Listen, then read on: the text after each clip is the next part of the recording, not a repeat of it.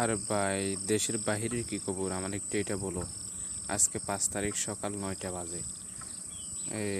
আমি অতিরিক্তভাবে ছাত্র জনতাকে বই পাচ্ছি, আমরা কখন না কখন আমাদের বাসায় উঠে পড়ে আমাকে মারে ধরে, সেটা আমার খুব চিন্তা হচ্ছে। তুমি একটু বলো তো বাহিরের অবস্থা কি?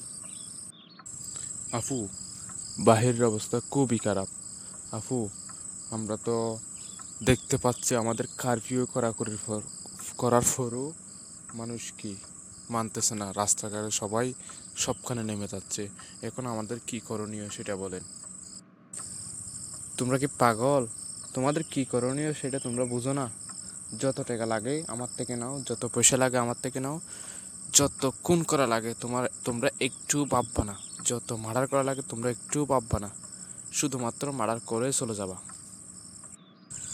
আপনি তো গণের ভবনের ভিতরে বসে আছেন, সেজন্য বাহিরের খবর জানতে পারছেন না। আমরা ওখানে একটা মারতেছি, একটাই চলে যাচ্ছে, অন্যটা কিন্তু সরতেছে না। একটা মারছি, একটাই মরছে, আরেকটা কিন্তু মরতেছে না। এখানে কিভাবে যে আমরা আন্দোলনটা থামাবো সেটা আমাকে একটু বুদ্ধি দেন। বুম মেরে সবাইকে উড়িয়ে দাও, কারণ বুমটা কোথা থেকে পড়ছে, কীভাবে পড়ছে সেটা আমরা কেউ জানি না।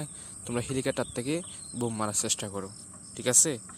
তখন যদি একসাথে যদি 2,000-3,000 মানুষ মরে যায় তাহলে আর গোলা চলে যাবে। আরে আফু, আপনি আপনারটা কসু বুদ্ধি, শুধু শুধু আমাদের মানুষের কাছে কালার করার চেষ্টা করেন। আমরা যদি বুমটা মারি, এখন দায়িত্বে কে আছে? দায়িত্বে আছেন আপনি।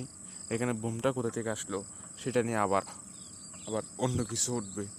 আপনারা শুধু ফেসে পড়িয়েন না, পারলে কিছুক্ষণের মধ্যে পদত্যাগ করে আপনার পিঠ আপনিই বাঁচান। আমাদের পিঠ আমরা বাঁচাবো। হায় রে ভাই, তুমি পাগল হয়ে গেছো? পিঠ বাঁচাবো মানে? আমি তো সবসময় মানুষকে খুন করে আসছি, সবসময় মানুষকে মারে আসছি। কিসের পিঠ বাঁচানি? আমি সবাইকে মেরে তারপর শান্ত হব, এর আগে শান্ত হব না।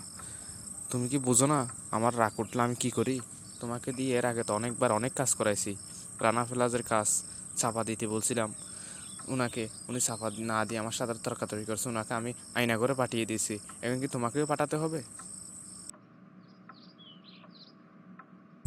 না না আপু, আমাকে পাঠাইয়েন না, আমি সাধ্য মতো কাজ করব, ঠিক আছে? আমি অন্য কারোর সাথে অন্যদের সাথে একটু আলাপ করে দেখতে চাই কি করা যায়। আমি এখন বাইরে হচ্ছি আন্দোলনের খবর জানতে, আপনাকে সবসময় আপডেট দিচ্ছি। আপনি কিন্তু সতর্ক থাকেন, আপনি আমাদের ছেড়ে যাইয়েন না। যদি কোথাও যেতে হয় আপনি আমাদের সাথে নিয়ে যান। হা হা হা, এতক্ষণ বাদে ছেলের মতো ছেলের কাজের কথা বললো, কিন্তু তুমি বুঝো না আমার রাগ কত। তোমাকে পর্যন্ত আমার কেঁচা খেয়ে ফেলতে কোনো ব্যাপারে না। তুমি ঠিক মতন কাজ করো, তোমার টাকা তুমি পাবে। আমি আমার টেবিলের উপর, আমার টেবিলের নিচে সব কোটি কোটি টাকা রাখছি তোমাদের জন্য। তোমরা যেই বাবু হোক আন্দোলন থামাও।